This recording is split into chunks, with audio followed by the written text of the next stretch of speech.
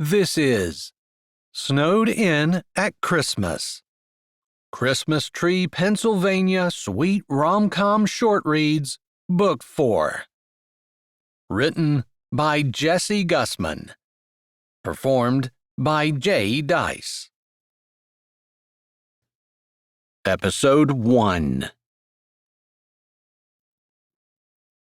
Chapter 1. Allison.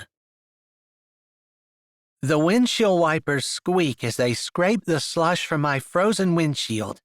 The snow is coming down heavy and thick as I squint to try to be able to see out.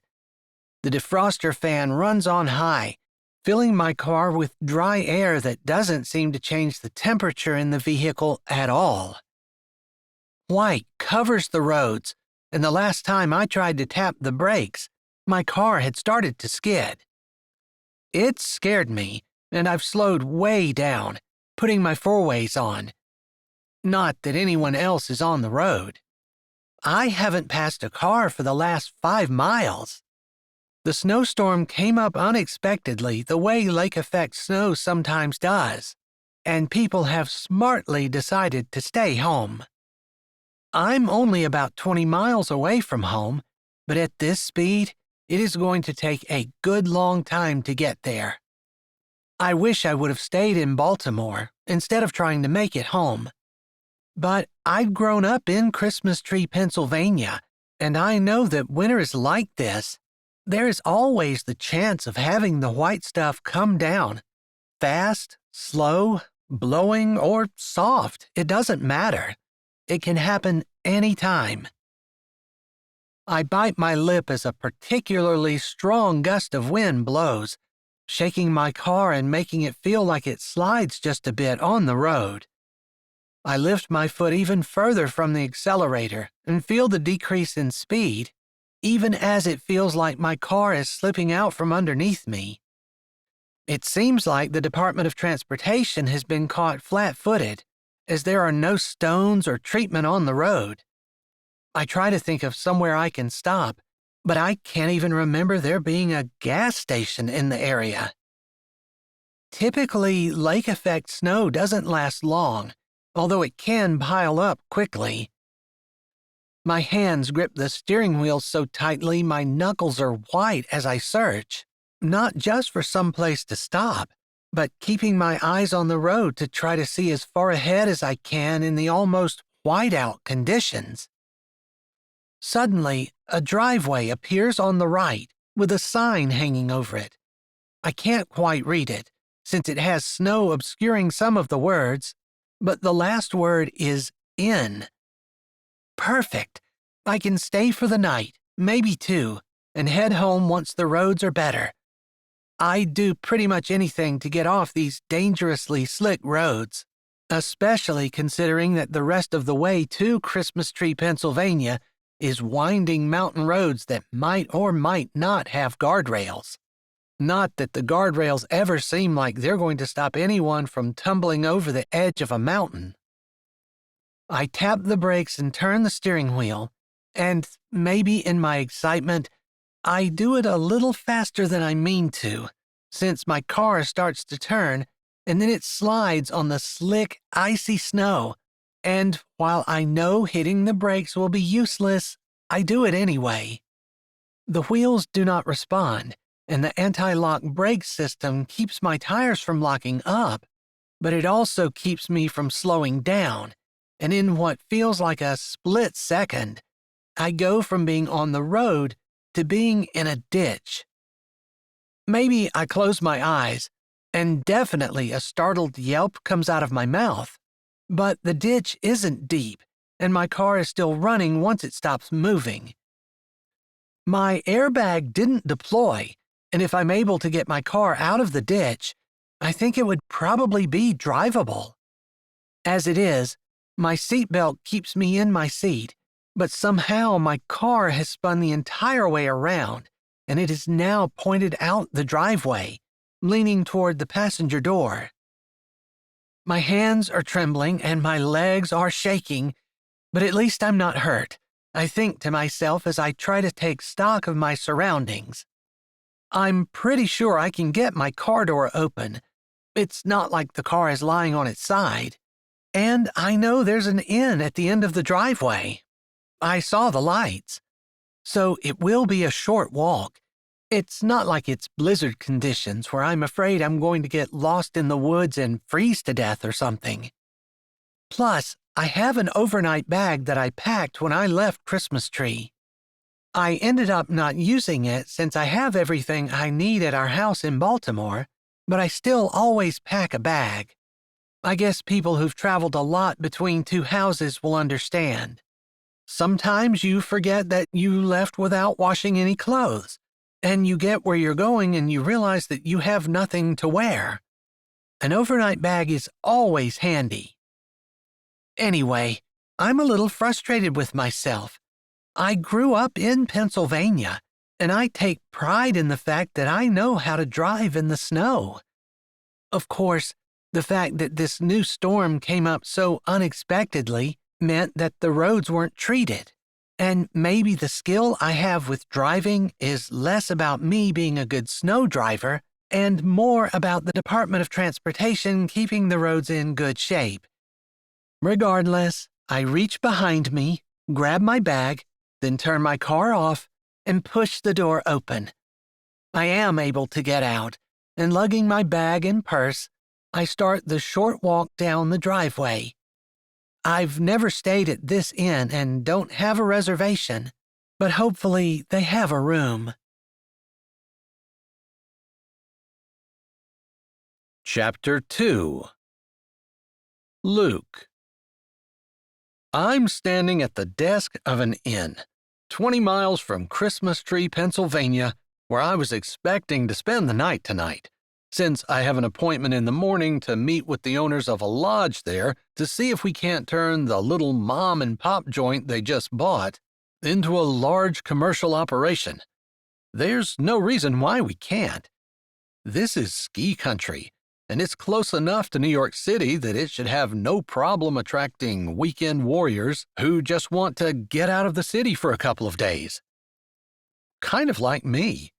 I don't live in New York City, I'm actually from Philadelphia, but I wouldn't mind moving somewhere a little less crowded, slower, less competitive.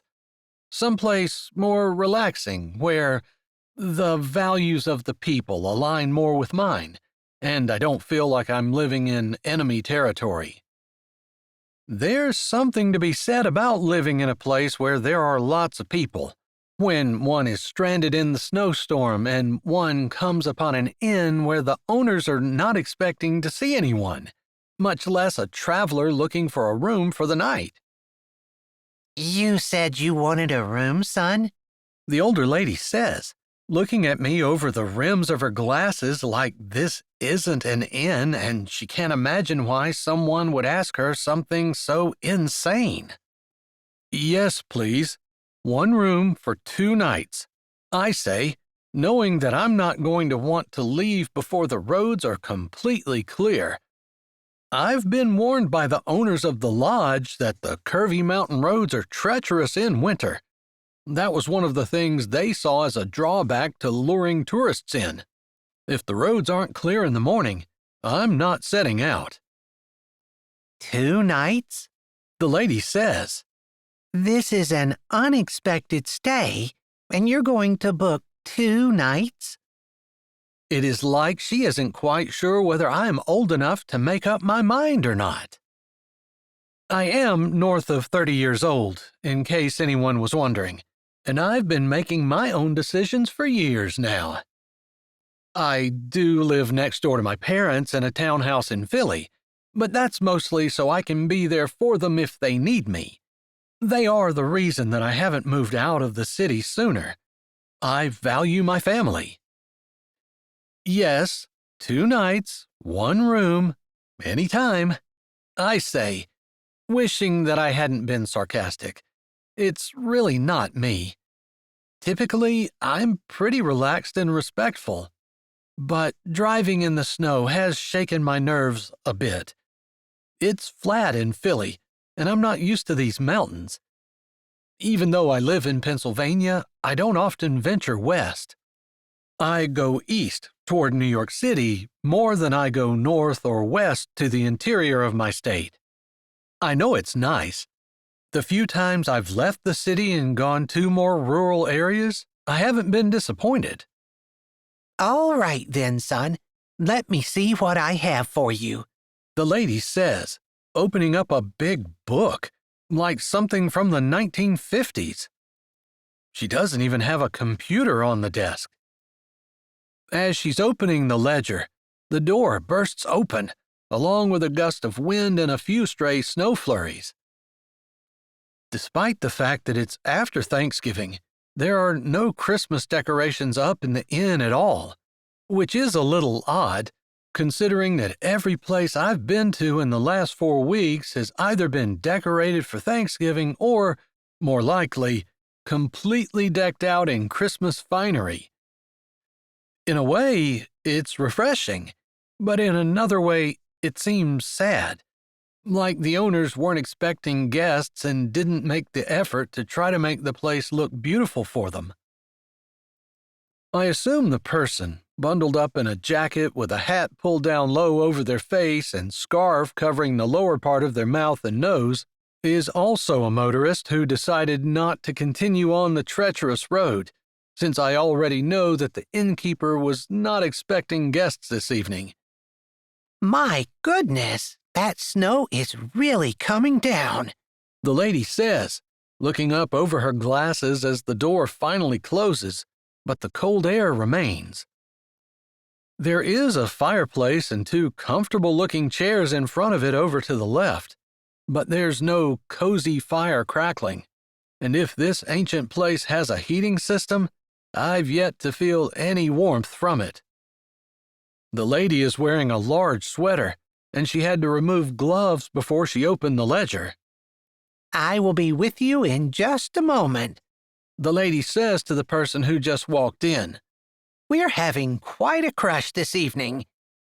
Her language is a little old-fashioned, and I feel almost like I've stepped back in time, which is odd, but I suppose not too unexpected.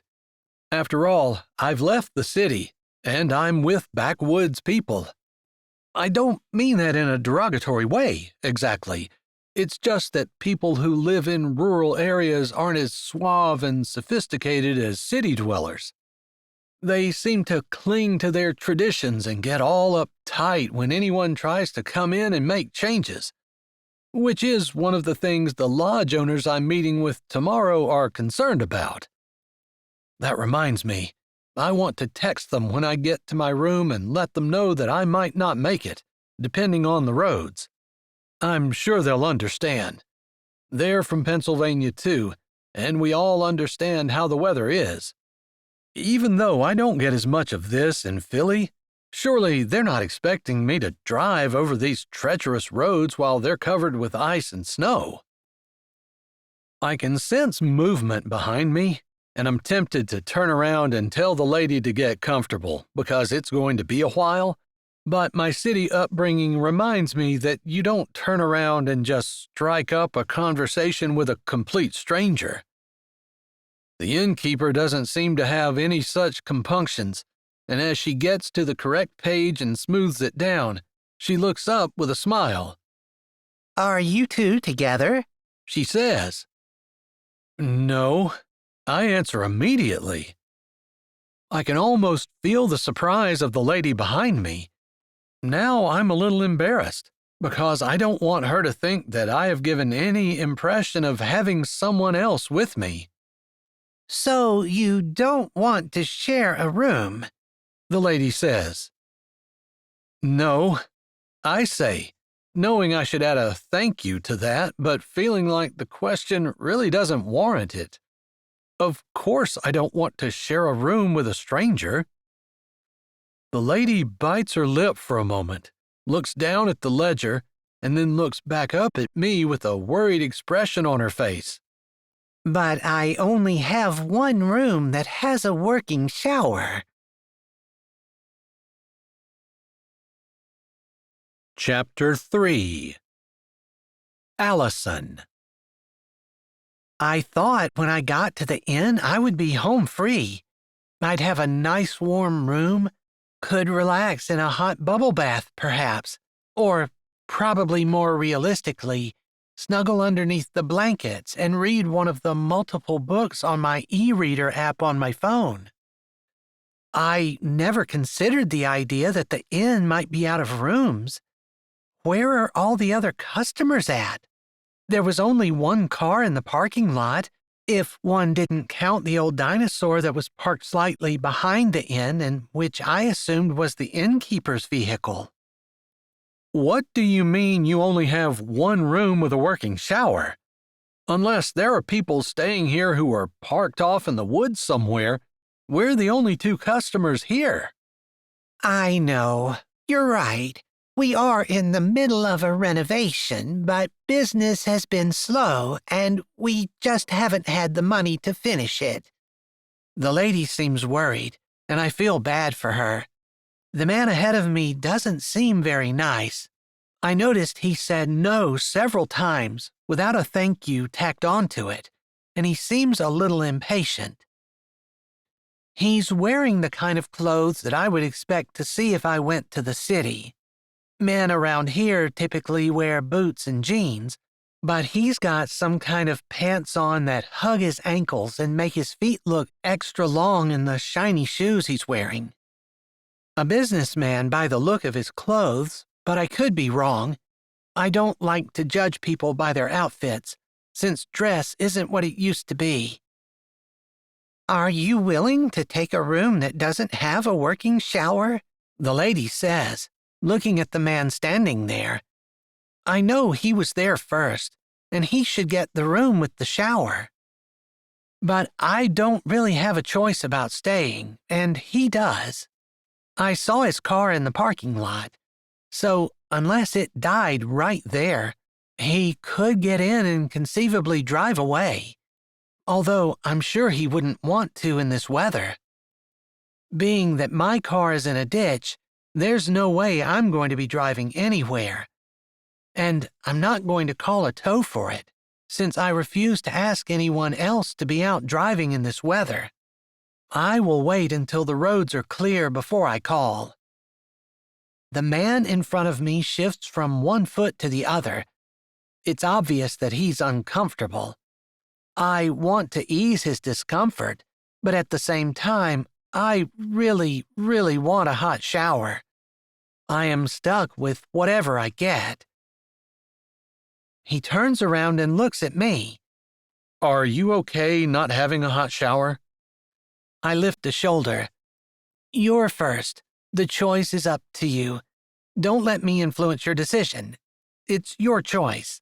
I add, wishing that I could try to guilt him into giving me the room with the shower, but then I would feel bad that he didn't have one. I could take the room and you could use my shower, he says, but even as he says that, the lady at the desk is shaking her head. I guess I should have been more clear. We only have one room that's inhabitable. The shower is just one small part. I can see the man grinding his teeth, and I feel bad for him.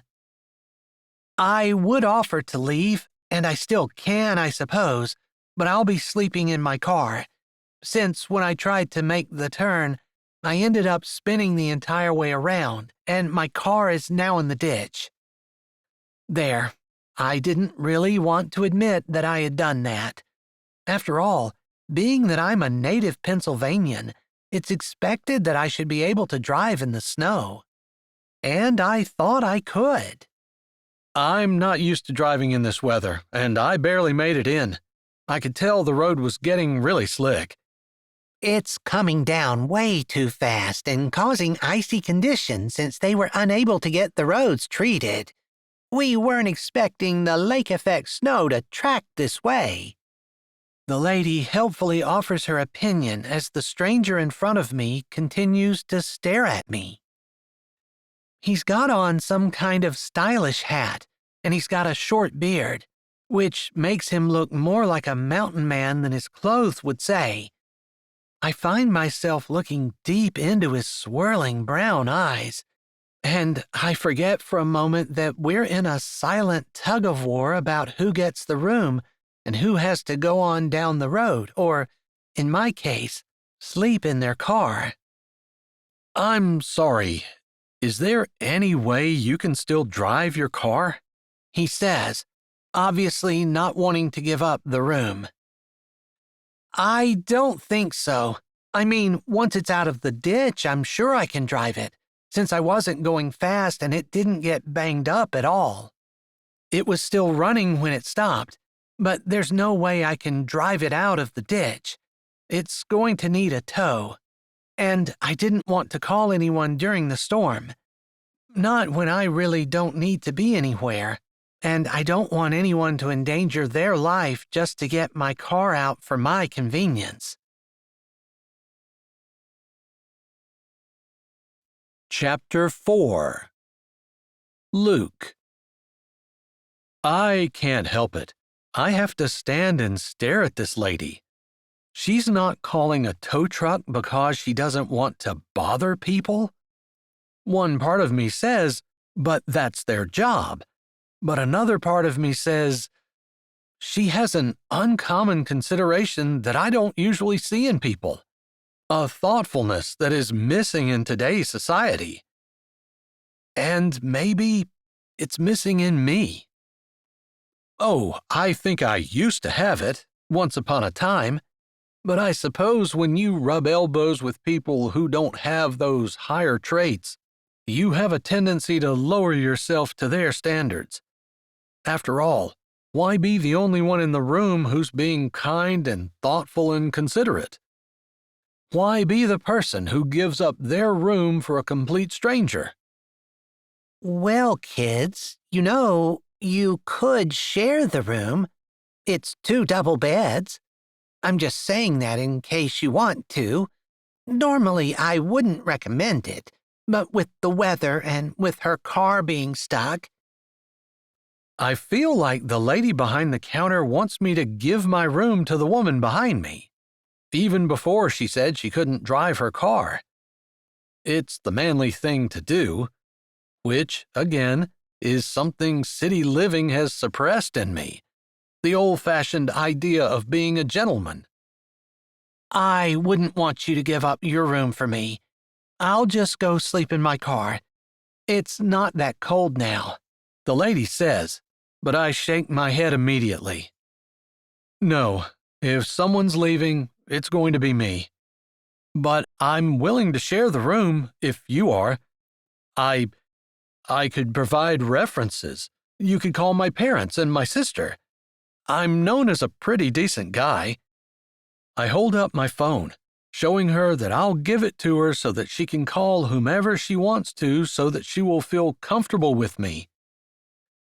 I can't believe I'm begging a stranger to share the last room at the inn with me, especially since it rightfully should be mine, since I was here first. She stops. Obviously, she doesn't want to spend the night in her car, and I don't blame her. That's really big of you, the lady behind the counter says, like I'm 7 and I just offered to share a piece of gum with my sister. Still, there's something maternal about this woman who makes me feel cozy the way walking into the inn didn't. I don't want to put you out, the woman says, but she's not walking out the door. You're not putting me out. We'll both have a bed to ourselves, and we can set up a schedule for the shower. I'm booking 2 nights. I thought I would too, just in case the roads aren't drivable tomorrow. I can give you a discount, the lady offers. Each of you pay half rather than the full price. I am not rich. I'm not a millionaire, not even close. But I do make good money at my job, and this place is obviously on its last leg. I'll pay the full nightly rate for both nights. I say. I will too. The lady behind me chimes in immediately after I finish. It's like she's picked up on the run-down vibes and pities the sweet old lady, and decided to do that too. I guess after what she said, I wouldn't have expected anything less. She seems like the kind of person who's looking out for others in a genuine way. Not one of those people who push like on a social media post, throw a sign up in their yard, put a bumper sticker on their car, and then look down on everyone who's not as good as they are. Those people are annoying, and I'm surrounded by them in the city. Maybe I've become one myself. I don't really want to do self-reflection, not now, not if I'm going to spend the next 2 nights sharing a room with a stranger. As though the lady can read my mind, she says, We do have this area right here where you can spend some time, and you don't have to be cooped up in your room together. I also have the breakfast area, where we serve breakfast from 5 to 8 in the morning. There is hot water there and packets of hot chocolate and coffee. I have a few tea bags as well. The lady speaks, looking at me again over her glasses. I feel a little bit like I'm back in school, although none of my teachers looked like that. It's just the vibe she puts out. That sounds fine. The woman behind me answers before I do. I'm still stuck on the idea of anyone in their right mind getting up at 5 a.m., but maybe that's what they do here in the sticks.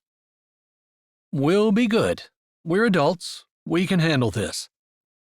I turn to the woman. Would you like me to call my parents? Sure. I trust you, but it never hurts to verify as well. I nod and then dial my mom. She answers on the second ring, and I explain what's going on and then hand the phone to the woman. Hello, this is Allison. The woman says. Allison, that's her name. I suppose I should introduce myself, since we're going to be sharing a room tonight. She seems cheerful and sweet as she talks to my mom. I think she's charmed my mom, since Mom sounds a little unsure about the whole idea of me being stranded at an inn, but she seems to have no problems making conversation with Allison. The innkeeper has booked my room and has explained to me that they don't take credit cards or bank cards, and that if I need to get cash, I have to go out and get it from the ATM that's conveniently located outside facing the parking lot. I totally missed it on my way in. I'll be right back, I say. Chapter 5. Allison. I say goodbye to Luke's mom.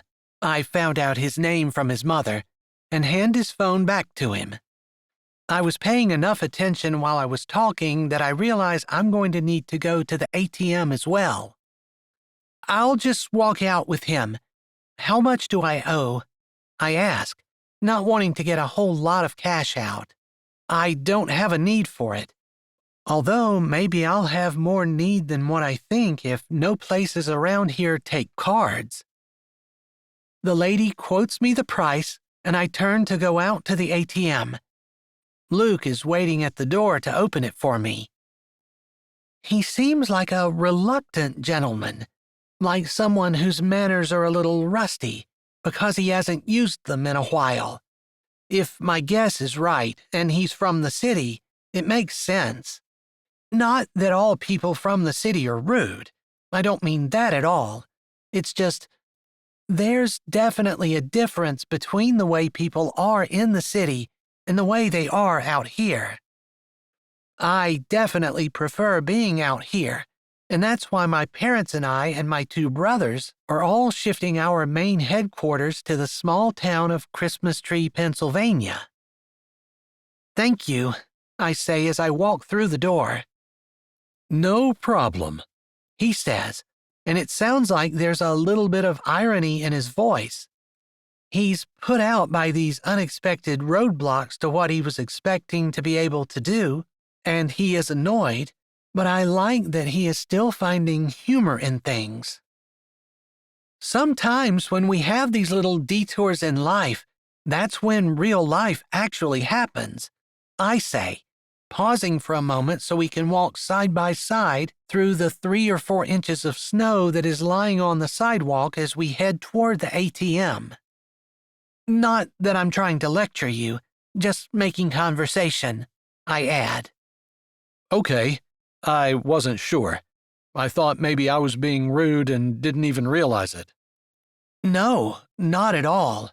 It's very gentlemanly of you to share your room, because you didn't have to. You had first dibs on it, and under every law of the universe, it should have been yours with no thought to me. I guess, he says, and I'm pretty sure he's wondering if he made the right decision. I don't want to be annoying, so as tempted as I am to make conversation, we walk the rest of the way to the ATM in silence. I figure if he wants to talk to me, he can start up the conversation. After all, I'm the one that's putting him out, so I guess the least I can do is to try to be as considerate as possible. He allows me to use the ATM first, and I consider not waiting for him but walking back inside. It is cold out, it's still snowing, and I don't have boots on. My feet are cold. But I decide that the nice thing to do is to wait on him. We can both suffer together, I guess, since we're going to be suffering together for the next 2 nights, unless the snow stops and everything clears up by morning. You didn't have to wait, he says as he finishes up at the ATM and walks over to me. My head walked a few steps away to give him some privacy. I just felt it was the right thing to do, I say. And you always do the right thing?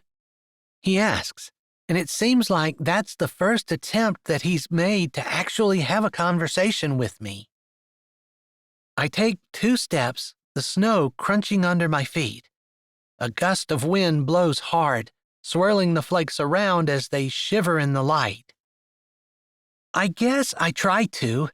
I suppose I can think of a bunch of times in my life where I haven't been successful, but yeah, I always try to do the right thing. That's a good way to live. I suppose it cuts down on regrets. It does. It also is more of a blessing to the people around me, and it pleases God, and I suppose that's the most important thing. He's quiet, and I'm wondering if he regrets offering to share his room with a Christian. Then he says quietly, I think I got away from that. I haven't thought about God for a long time, other than to want to shake my fist at him a few times. I feel like that sometimes too, but mostly I try to cultivate a feeling of gratefulness because he's been so good to me. And that was true. God really has been good to me. Maybe I haven't gotten everything I've ever wanted, like a home and family of my own, but I'm close with my brothers. I have a best friend who is awesome and who is now with my brother, and it was like a special smile from God when that happened. Seems to me like he's forgotten about you tonight, he says. Well, maybe this is like what I said. Sometimes the detours in life that you are not expecting are where life really happens. I think you believe that drivel, he says, and it sounds a little bit short and condescending, but he also has humor laced in his words.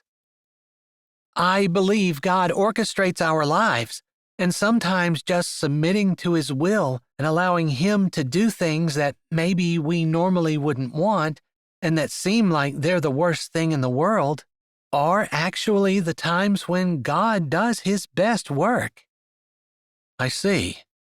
And you're speaking from experience? He says, pausing at the door and looking at me, truly looking at me. His eyes, caramel brown, and that short-cropped beard are appealing, and my heart does a little jig. Just a short one, but I catch it and reprimand it immediately. I'm not going to fall for a stranger. especially one with whom I'm unexpectedly sharing a room. I am speaking from experience, I say, giving him a tight smile and wanting to reach out to open the door myself as he pauses there for just a second. Then he opens it, and I walk in. For some reason, I'm thinking that maybe my words should apply to me far more than him. Life happens on the little detours.